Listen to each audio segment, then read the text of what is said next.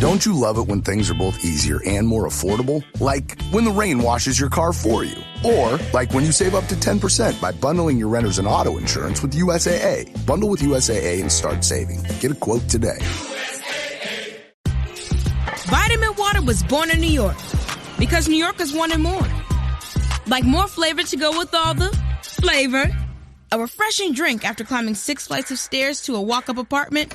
Or standing in the subway station in 100-degree heat. Focus when I have an 8-hour shift. And Triple X after I was out all night at a club. Call Triple X. Drink vitamin water. It's from New York. Hilton brings you new ways to stay. With experiences that let you capture the glory days. Introducing the Graduate Hotels.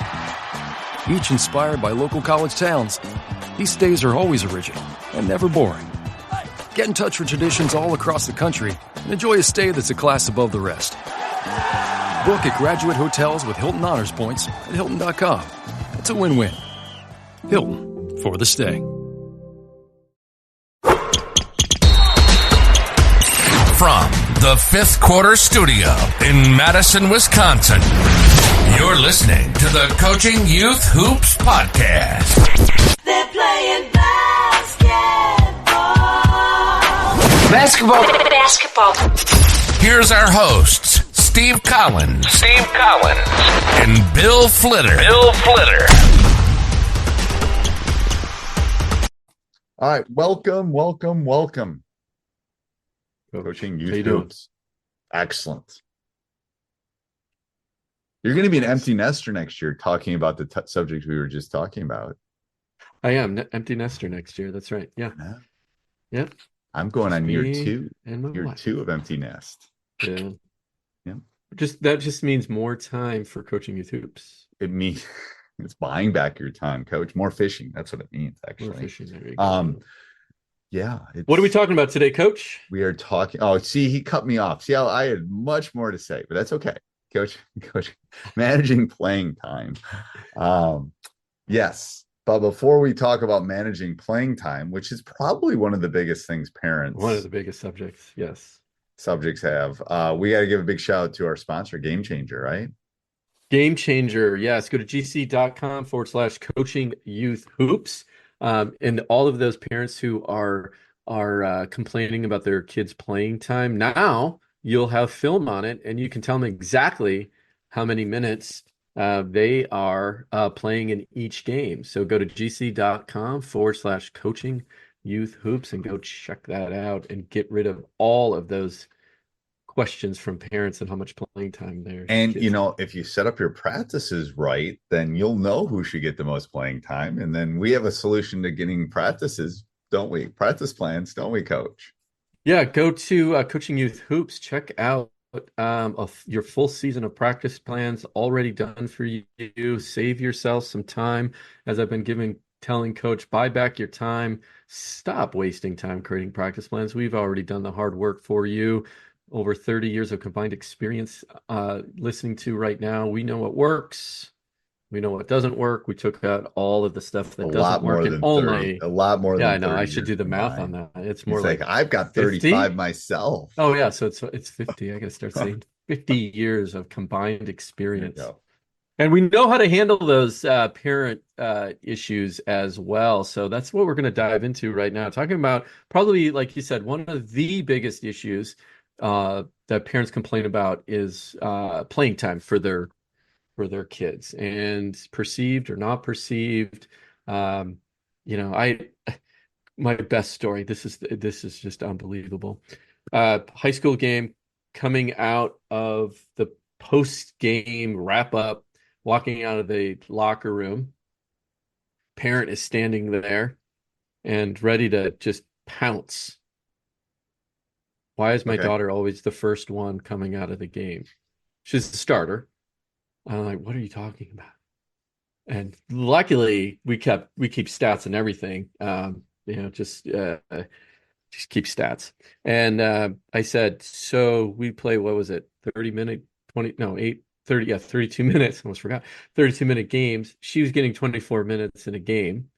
And I said, she gets 24 minutes in the game. She says, well, so-and-so is getting more playing time. I said, she gets 25 minutes. And then, well, so-and-so is getting, and I'm like, she's getting 26 minutes.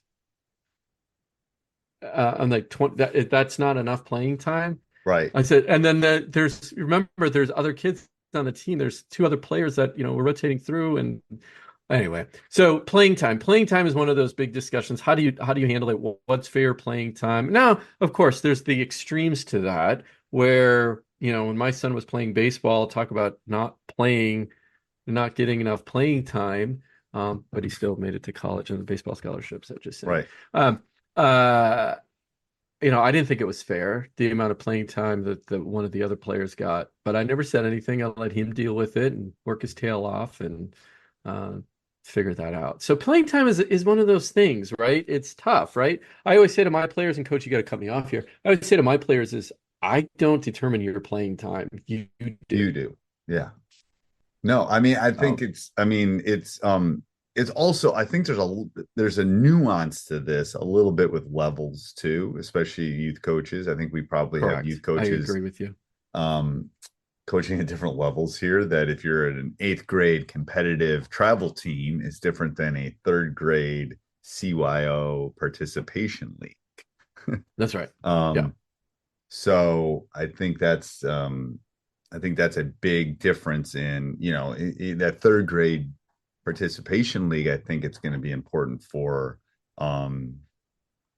everyone to play, and you kind of maybe use the rotational 1 2 3 4 5 6 7 8 1 2 play, whatever. It's like there's ways of doing that at the younger levels. But again, I think one of the important things is to be precise and clear and have a set of rules or criteria that the parents know before that first ball goes up and that that tip off of the first game, that this is how it's going to work, and everyone's going to play the same amount roughly. Or no, it's like who's showing up to practice, or who maybe we're in a competitive league. So I think the biggest issue, and I'll give youth coaches a bit of advice from an old dog, is that the issues tend to arise when the parents don't know. They don't always agree, but they definitely arise when they are surprised. Yeah. Communication is one of those things that needs to be, you got to have that set of communication for sure. Yeah, and the one thing that I always did that always worked was this. When somebody ever complained about playing time at the youth level, I said, oh my gosh, I could really use the help to track this.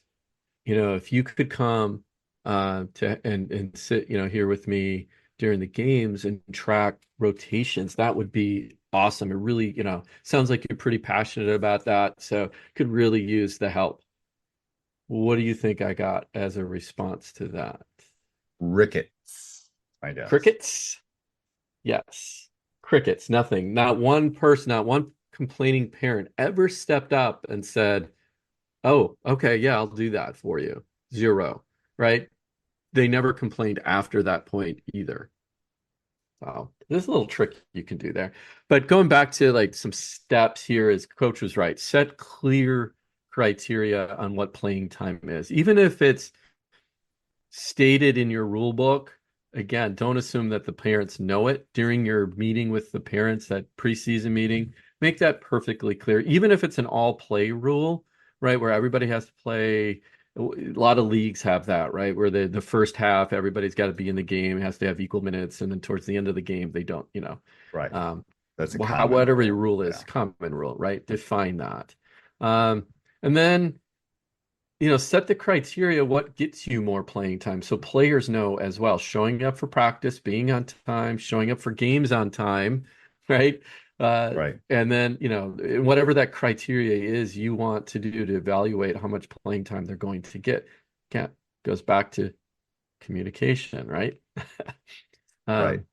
But you should always have the goal of developing all your players, no matter what. I even my 8th grade team now, of course, you have your superstars, you have your developing players, but I know that all the girls on this team, they want to play in high school. And me sitting, quote unquote, the worst player on the team is not going to do her any good. She loves being there. She loves being in the practice. And let's get her better for high school. That's my job. My job is to get them better for high school. My job isn't to win, all the games that I can in these eighth grade tournaments, right? It's to get them ready for high school. The next level. And I'm very clear on that. Yeah. And then just, fair rotations, of course, the better players in the crucial game situation are get more playing time, and on those less crucial games or blowouts, the other players are getting it in more time, and it's just a balancing act. But everybody everybody plays. Parents are paying to watch their kids. They just paid to get in. They didn't. This is my philosophy. They're not paying there to watch their kid on the bench. Right. And you shouldn't have that philosophy of where we're just here to win the game. No, you're there to develop the players. Right. Right. And get them in. And the high school level is different. Yeah. Or the collegiate level is different. We're not talking about, it's different. The youth levels, I agree. The youth level is complete. High school, just like, hey, you didn't show up for practice, you're not playing. You didn't, you're not hustling enough, you're not playing, right? Right. Whatever it is, whatever your criteria is, just set that up front. But as I guess, the biggest takeaway is just communication of whatever you choose is your timeout. So important. Yeah. Just be transparent about it. Restate it, even if it's stated in the handbook that the parents might have got when they signed up for the league, right, that you're in. Or if you're part of an AAU team, just be clear on what it is so their expectations are up front and there's no surprises. Okay, well, let's have a situation where, oh shoot, I messed up, right? Just own it, apologize, and move on. That was my bad. You're right. I wanted to get more equal playing time. I'll definitely work on that next time. I try to head those off as much as I can because I want everybody playing. Right. You do. Oh. Yeah, for sure. Let's do a quick recap on that, Coach. All right. So set your criteria. Evaluate assess how you want how players earn their playing time. Communicate. Focus should be on developing all your players at the youth level. Just be fair with your rotations, and then just acknowledge parents and players when those issues come up. And you should be fine when it comes to playing time. Awesome. Okay. Anything else, Coach?